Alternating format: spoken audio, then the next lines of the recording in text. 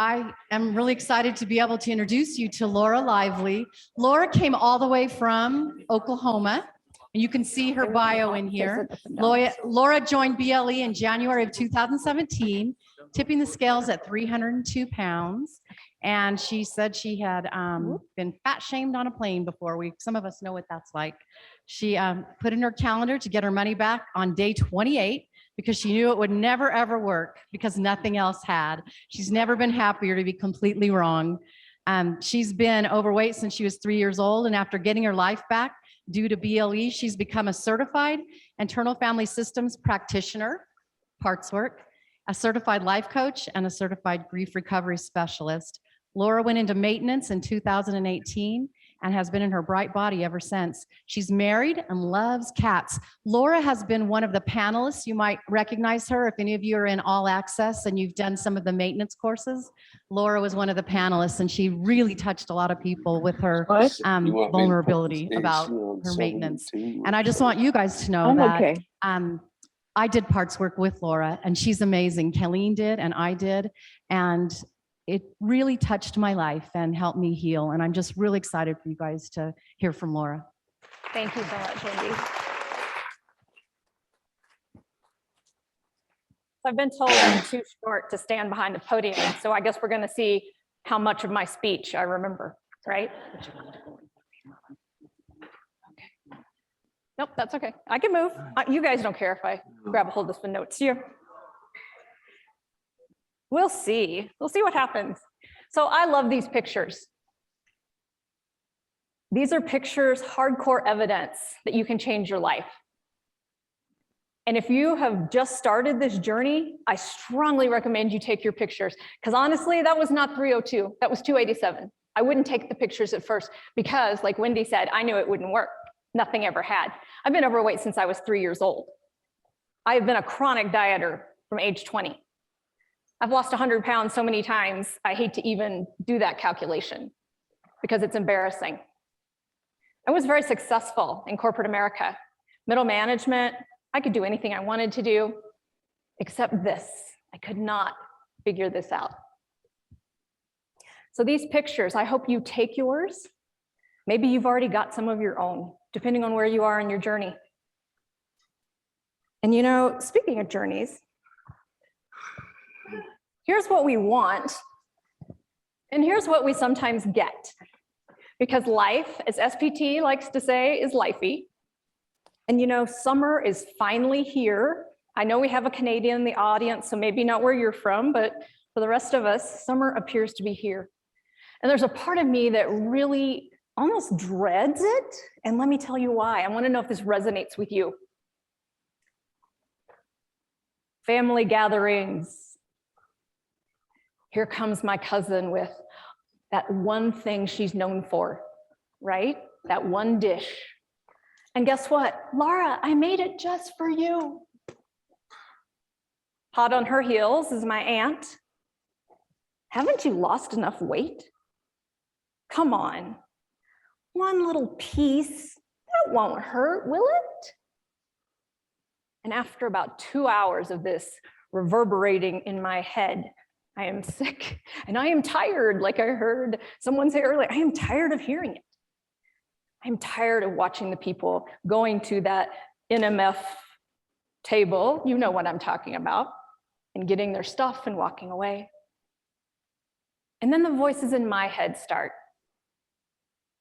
Well, maybe they're right. One piece surely wouldn't hurt, would it? You can get back on track tomorrow. You worked so hard putting this thing together. You deserve a little treat.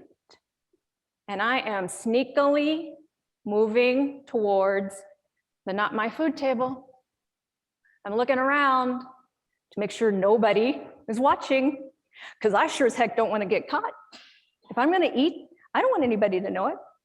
I've got the Tupperware thing open and my hand is inside, and suddenly it's like, what is happening? Tell me what's happening right now. Because I know that I have been taken over by a part of me that thinks that food is the way to handle things. Because you know why? For 50 some years, that ball, that snarl is exactly how we handled our life. That's exactly how we handled our emotions, how we handled the guilt and shame that came up when my cousin said, I made this just for you. Can't you have a little bit?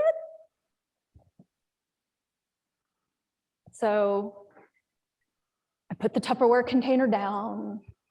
I walked over and I said to my husband, honey, I need a minute. I went in the house, sat down, and I said to my parts, what is it you need? Tell me what's happening right now. How can I help? Because we all know this food will not help us. And come tomorrow, we will not be amused that we ended up eating off of our plan.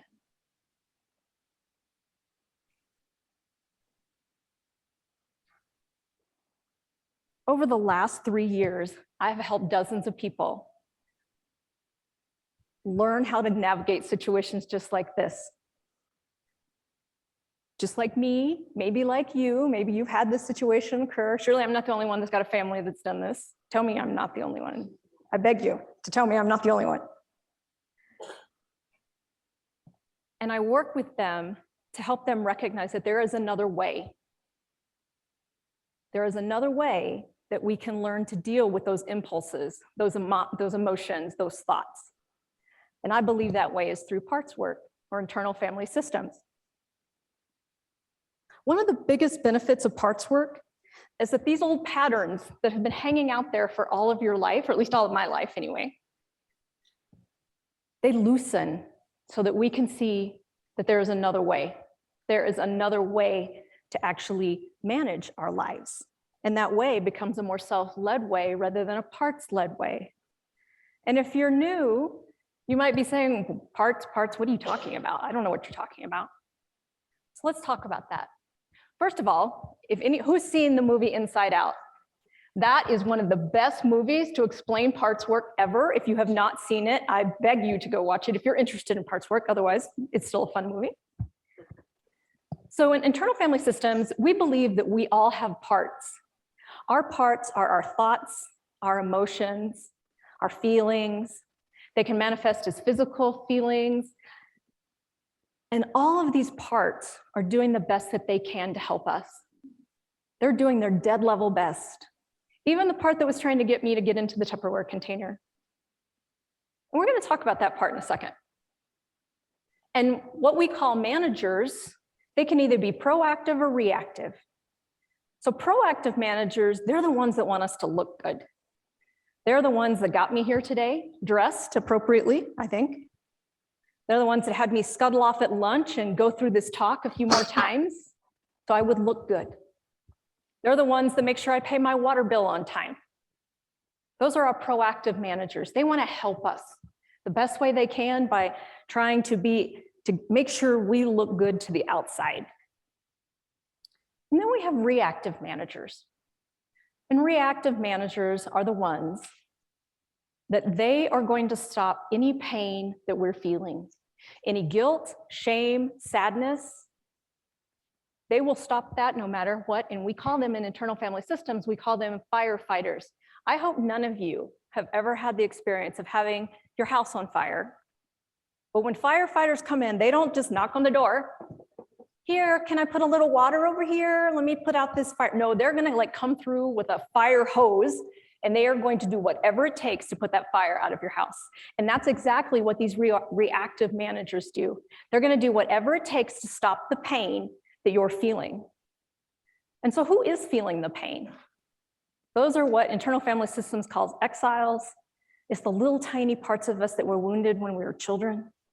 They are the parts that carry the shame, the guilt, the sadness. So let's go back to my Tupperware story that was almost a disaster. What was I feeling when my cousin said, I made this just for you? I felt guilty. I want to belong to the family. I want to be part of the group, the in-group. Oh, this tastes so good. You should just have a bite. That's my dad, in case you're curious. I'm not getting the support I need. I don't feel supported. I don't feel seen for who I am, and it hurts. when that happens. And so my little firefighters who know that 50 years worth of snarled up stuff say, haha, we know how to sedate Laura. We know what'll make this better. She won't drink anymore, so I guess we can't do that, but she still has to eat. So maybe that'll work. And they're the ones that had me sneaking. And by the way, the sneaky one, that's, I love a good sneaky part. Because they did not want me to feel that pain of not feeling supported, not being seen for who I was in the journey I'd been on. So that's who our parts are. We all have them. And the good news is, we're not just a big bag of parts. At our core, we all have what we call self or self-energy. And self-energy has a variety of qualities. Some of them are up here. Some of them, if you've been around BLE for a while, you may know these. They're all C qualities. Richard Schwartz, who created the model, is very fond of alliteration. With my name, Laura Lively, I'm also fond of alliteration. So what does self-energy feel like? It's curious. It's calm. It's confident. It's compassionate. And I have to tell you, it's a hack. This is something I do multiple times a day. I will just stop and drop in and check and see, how am I feeling right now? So I'm going to do that because I'm standing in front of a bunch of people. How am I feeling right now?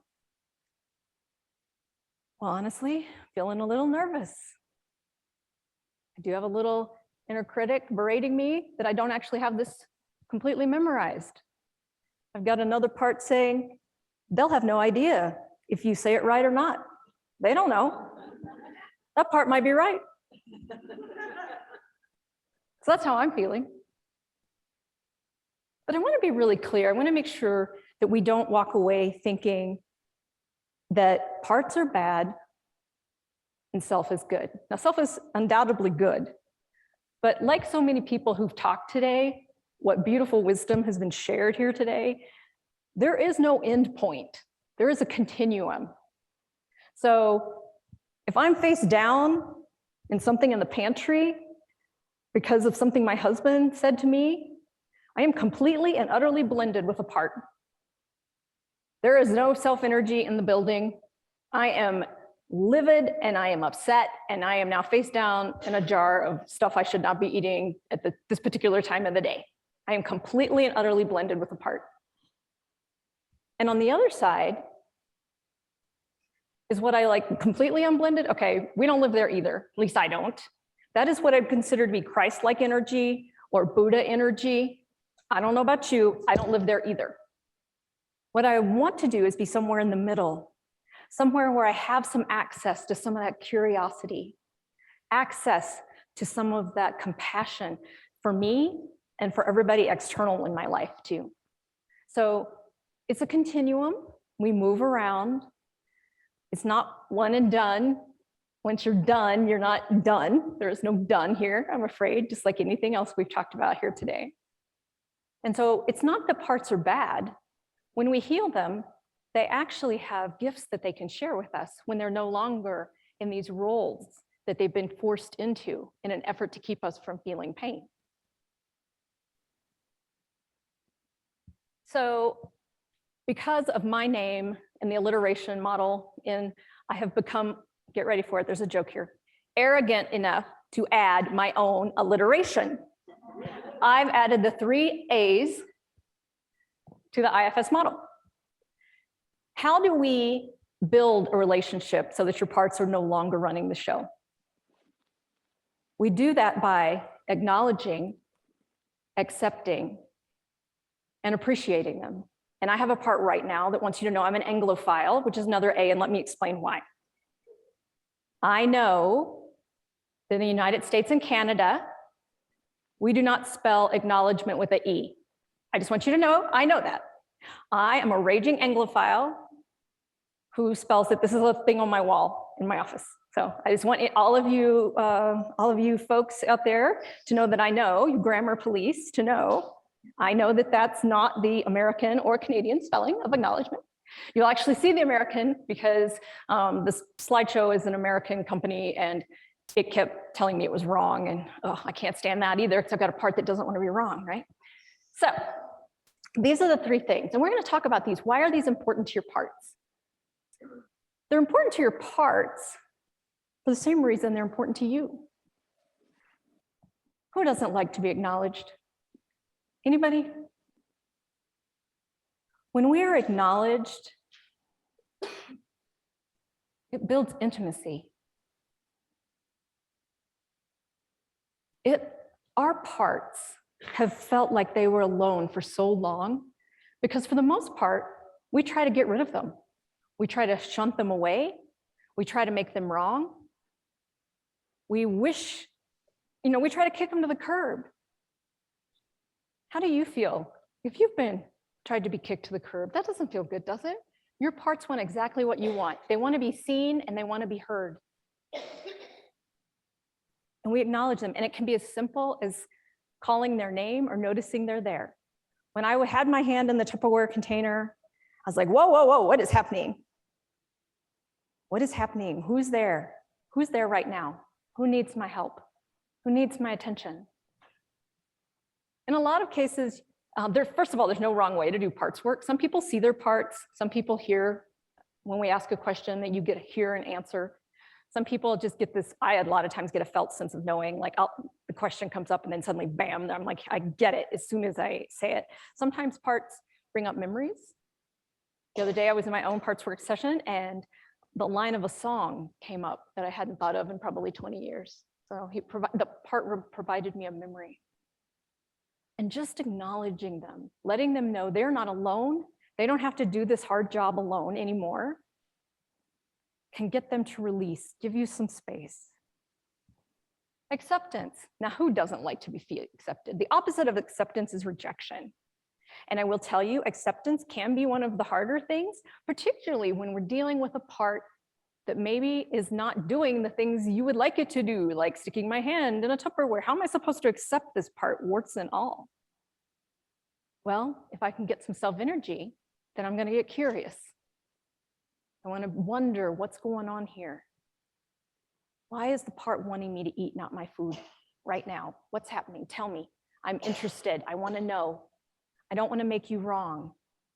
Now, very common is find a part that does want to make another part wrong. So if you're not feeling calm and compassionate towards a part, you may be feeling like, I don't like this part. I won't speak to my clients. I might have a few in the audience, but recently, I was working with a part that was a bully. And his reason was, it's better, he was bullying and he was bullying another part of me. And he said, being a bully is better than being scared. And so, I felt like, wow. But what was interesting was when we try to find out how was the part feeling towards the bully, how was I feeling? Did I have any access to self-energy? I could see, I was on a Zoom call, I could see the disgust on my face for this bully. I don't like bullies. I hate bullies. I don't like them in any way, shape, or form. And my face looked just like this, like, oh. So my therapist had to spend some time, like trying to get me to unblend with the part that hated the bully. So if you're not feeling open towards your part, you may be blended with another part. Welcome that part too. And I said to that part, you don't have to like this bully. That's not your job. If you don't like the bully, no big deal. You don't have to.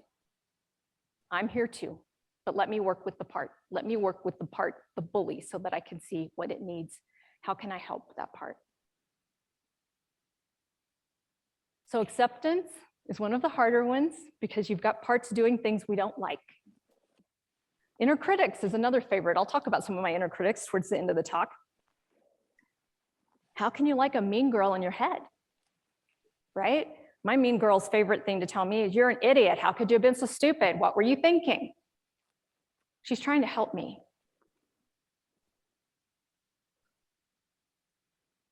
And appreciation. I'm curious, how many people in here had a part in today's event, of actually putting it on? Could you just raise your hand? A few, okay. How do you think they would feel if they went home today and not a single person said thank you for all of the hard work? My other job, I put on events like this. It's a lot of work. And our parts work very hard to do the best that they can to help us. My inner critic, do you know what she really wants? She wants me to do better. She doesn't want me to make a mistake. She thinks it could be catastrophic if I made a mistake. So she bullies me, she inner critics me, and she works really hard at her job. And she's really good at it. And so here's a little hack I use with her or any critic or any part that's hard. Thank you for sharing. Thank you for letting me know how you feel. I appreciate that you feel strongly about that. You might be right. All of those things help those parts to feel seen and heard, accepted as they are. I'm not trying to make her wrong. I know what she's trying to do. And I appreciate that she's doing her dead level best to help me. What is that? That leads to a bonus, belonging. That's what all this is about. Why are you here today? How many of you, this is your first BLE function of any sort? A few. Is it kind of cool to be in a group where everybody gets you? I remember the very first one I went to, I recognized that you knew me. Even if today is the first day we met, you know me. You understand what it's like to be in the pantry when you're not supposed to be in the pantry or when you don't want to be in the pantry. Belonging. We all want that, and our parts want it too, and they want to belong to you. They don't want to be shoved in a closet. They don't want to be kicked to the curb. They don't want to be made wrong. They want to belong to you.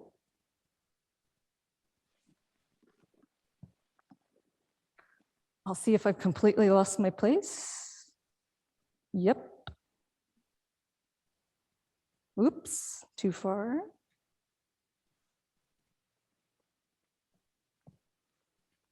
This is one of my favorite quotes ever, the one at the top, Viktor Frankl. I've loved this quote for years. I love it even more as it relates to parts work. Between stimulus and response, there is a space. And in that space, in that pause, is our power to choose a response. So on the top line, I get triggered. I have a reaction. It does not go well. There's no space, there's no pause there. With parts work, as quickly as I can figure out that I am triggered, what do I know then? I am not feeling calm, I am not feeling curious, I am not feeling open, right? I am not feeling compassionate. And if I can grab that pause, that gives me an opportunity to say, what's happening? How are you doing? Tell me what you need. You are not alone. You're here with me. You don't have to do this by yourself. I will help you. And often, not always, and we're going to talk about that because life is lifey, like I've said, like Susan says. In a lot of cases, that does allow me to respond with more self-energy. So I'm going to invite you now. This is strictly an invitation. I'd like to invite you to get to know a part. If you do not wish to do that, you do not have to. It is strictly an invitation. And since you're here at a BLE thing, maybe you've got some parts, they're food related or exercise related or anything else that you want, but I'll just toss it out there. And I'm going to ask a series of questions. And I'm going to invite you to not think of an answer. And I know a lot of us have really, really strong managers that love to think and analyze and do critical thinking because that has got us far in life. Am I right? But I'm going to invite you to just see what bubbles up when I ask these questions. So I would invite you to, if you've got something in your hands, put it down if you wish to participate. Again, it's an invitation, you don't have to. And as you're doing that, just start, maybe close your eyes if that's comfortable, soften your gaze, look down, whatever's comfortable. Notice where the chair's holding your body. Notice your breathing. We're not trying to change it. We're just noticing it. the gentle inhalation, the gentle exhalation. Maybe get curious about how many breaths have you taken today that you had no conscious part of. And if it feels right, thank your body. Have some gratitude for the body that does so many amazing things without your intervention.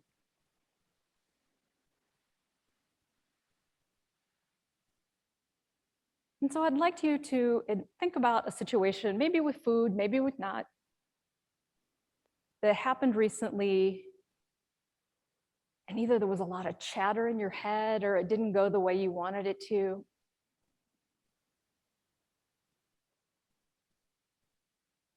And see if there's a part of you that would like to talk to you about it. And we don't force our parts to do anything. They're the ones that decide. If they don't want to talk, they don't have to. Earlier this morning, there was somebody here who had a part that did not want to weigh and measure her fat content. And I heard a little rebel. You can't tell me what to do. Maybe you've got a rebel. Just see if you can find a part that would be willing to speak to you. And ask the question, are you willing to speak with me? And just a reminder, you're not trying to think of an answer, you're just going to see what bubbles up. And if they are willing to speak with you, thank them for that. And if nothing's coming up, that's okay too. You might have a part in your head saying, this is the stupidest thing I've done all day. I can't believe I'm sitting here wasting my time. Hello, part. It's good to see you.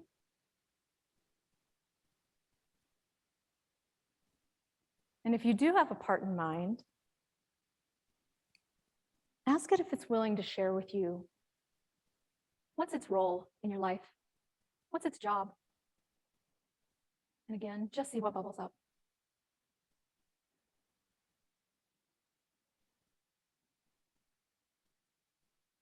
And if it answered, thank it for sharing that.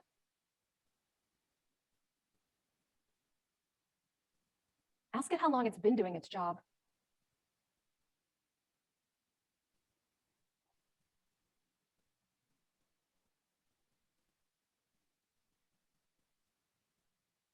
Ask it, what's a concern would happen if it didn't do its role?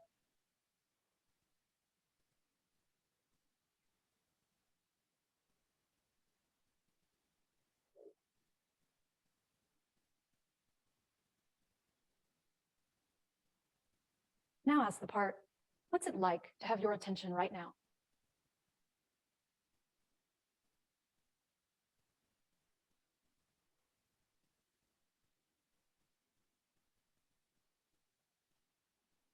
And ask it, what does it want for you? If it had a magic wand that could give you anything, what does it want for you?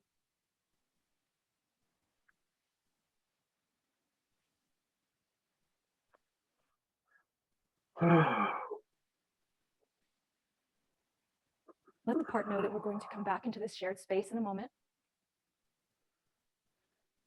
And if you're interested in staying or willing to stay in contact with the part, let it know. And you might ask if it's willing to stay in contact with you.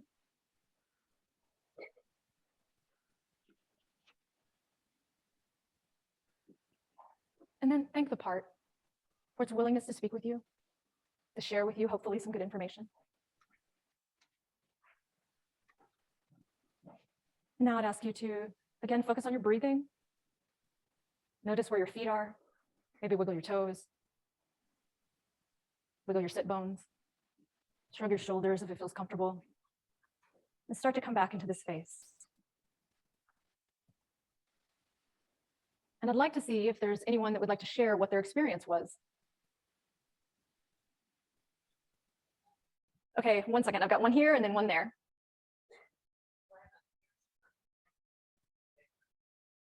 Oh, poor part. course she does.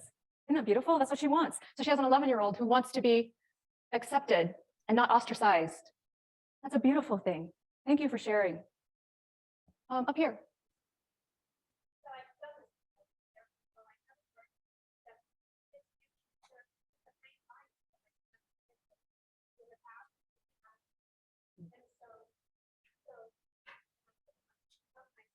Sure.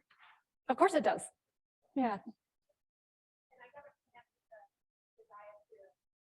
Beautiful. Beautiful. Thank you for sharing. Anybody else? Yes, ma'am.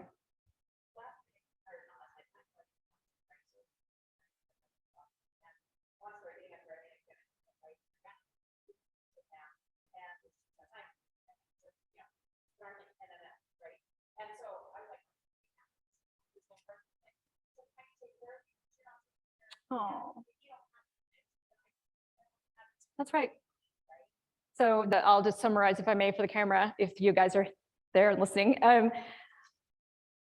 This woman had way overcommitted, see if I get this wrong, way overcommitted, needed a nap, but said that she had committed to doing a thing, didn't happen. She's snarfing NMF, and the part told her it's because you're not taking care of yourself. I'm trying to help you because you need that energy. Something that came up here, and I really, I'm sure it's in my notes that I'm not following.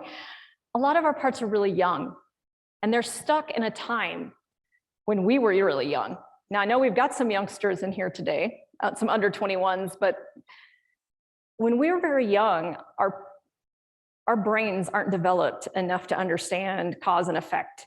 And so we believe whatever we believe, and we get harmed very easily. We're like little sponges, and everything somebody says, whether they meant to or not, can be harming to us. And so these little parts are stuck back in that time.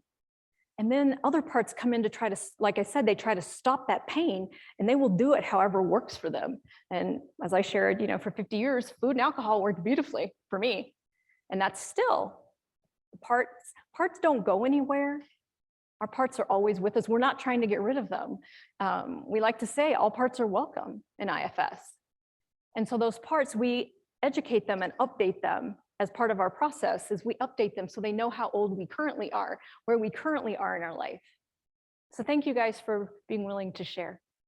Anybody else?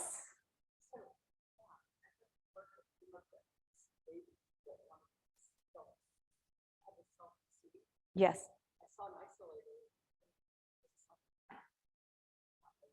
Mm-hmm.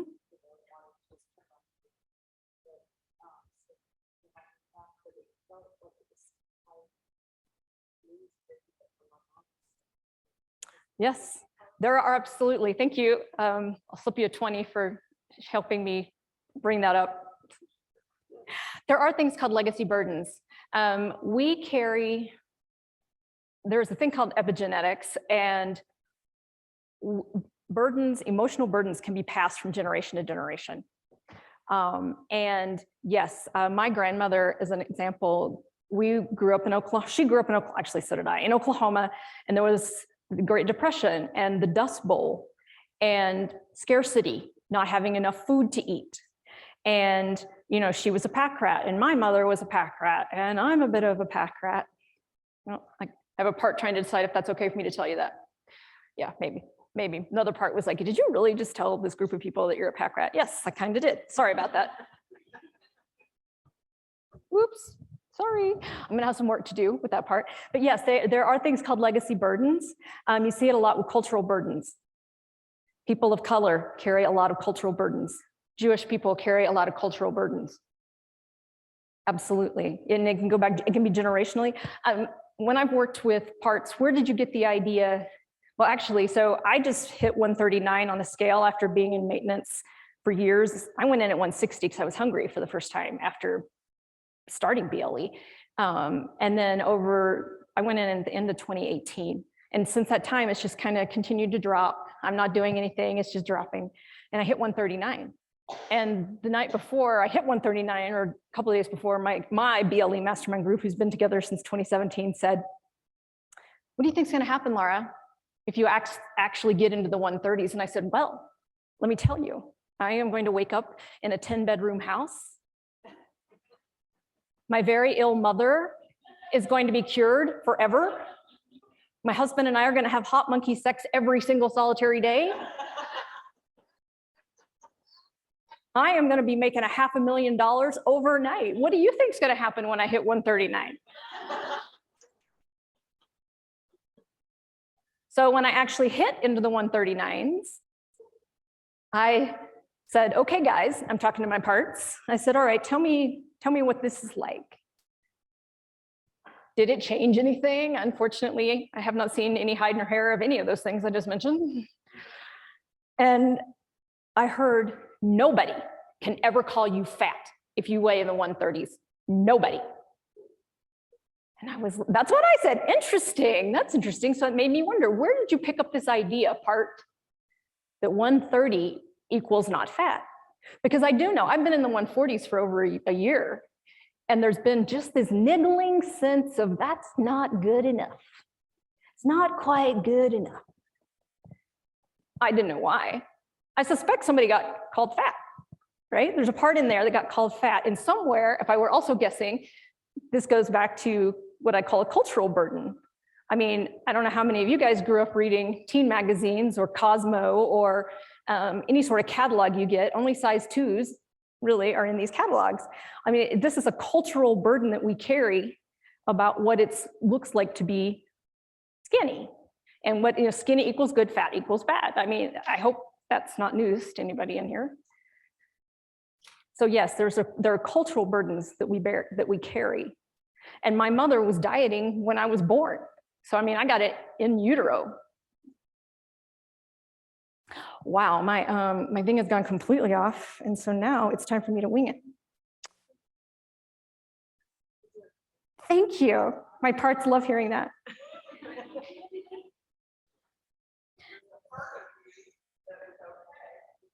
That's right. That is 100% true. 100%. I was really good at extemporaneous speaking in Toastmasters. Whew, I was so good at that. So if you would like to deepen, here I am going to use my notes now because this is a closing and it's important. That's because I gave you guys hopefully a half sheet of paper that if you would like to fill it out, this is the analog version. If you would like to fill in your name, I'm asking for your telephone number only in case I can't read your handwriting. I'm just being honest with you, okay?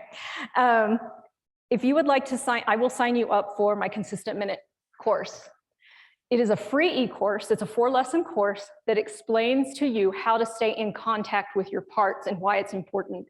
It helps you deepen that relationship and teaches you how to do that, acknowledge, accept, and appreciate. I also offer, somebody mentioned it earlier, if you guys were in here, I do offer a free 50-minute parts work session to see if we might be a good fit. Because here's what I want for you. I've been a Bright Lifer for a long time, and I've done it the easy way and I've done it the hard way. And I'm not talking about eating the food, I'm talking about the emotional inner work. And I want to talk a little bit about 2 times when the parts took over. And the first episode, I binged on BLE compliant food. Anybody else ever done that? Really? Okay. There was not even a moment. There was no moment, no pause at all. And the next morning I woke up sick, physically sick, and my inner critic was giving me what for? Oh my God, you call yourself a parts worker? You are a fraud. What the F is wrong with you? Are you crazy? I heard it all.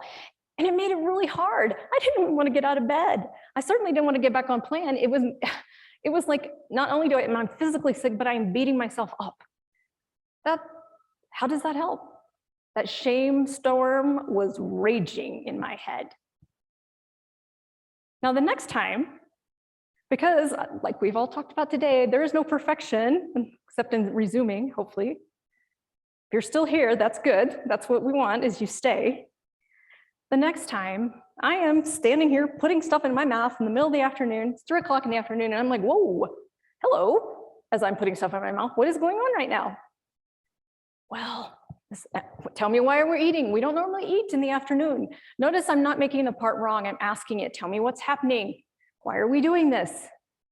Well, there was this horrible interaction that occurred with a coworker, and I'm really upset. And I'm like, I get that. I totally get that. Is this going to help? And frankly, they basically said, F you, Laura, we're eating anyway.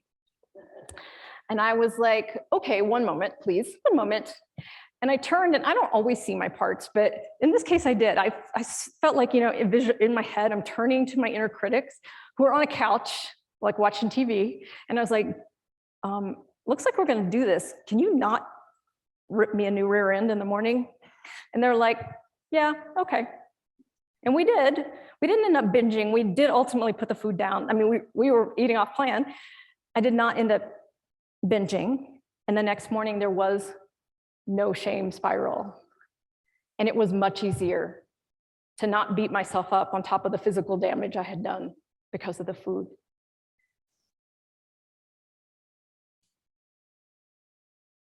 And that's what I want for you. Whether you're a crystal vaser, someone who's been in the ditch, someone who's brand spanking new. I've done it the hard way, and I've done it the easier way with the inner work, with acceptance, acknowledgement. I got them backwards right there, set apart. Thank you. Appreciation. I want to be able to embrace those parts of me, all of them. There's room there for me to show some compassion towards every bit of me. The critic has been running not even that silent of a monologue, because I started sharing it with you in my head this whole time. The part that loved doing it kind of ad hoc. Because let's face it, you've heard it all today, I've said it already, there is no end, right? Unfortunately, when I weighed 139, I did not wake up and live in a 10-bedroom mansion. There is no magical perfection at the end. Life is still lifey. You are also going to face endless choices in your life. How you respond to stress, family outings, births, deaths, even the joy, in some cases, in our culture, celebrates with food. We have to decide. And sometimes that choosing, it can be difficult, but it can also be beautiful because it is a choice. It's a choice that we have. And what IFS does, what I do is help you kind of elongate that pause, that moment when those choices are coming up in front of you. Just like Viktor Frankl said, it's in that pause, in that space, that's where we can make a change. If what I've shared resonated with you today, if you know that parts are impacting your food journey and maybe even your larger life, I hope that you will sign up for my course. It's free. Because what I would love is to see you living a self-led life instead of a parts-led life. So until next time, and I hope there's a next time, I hope I get invited back. I'm just saying to the powers that be, much love to you and all of your parts.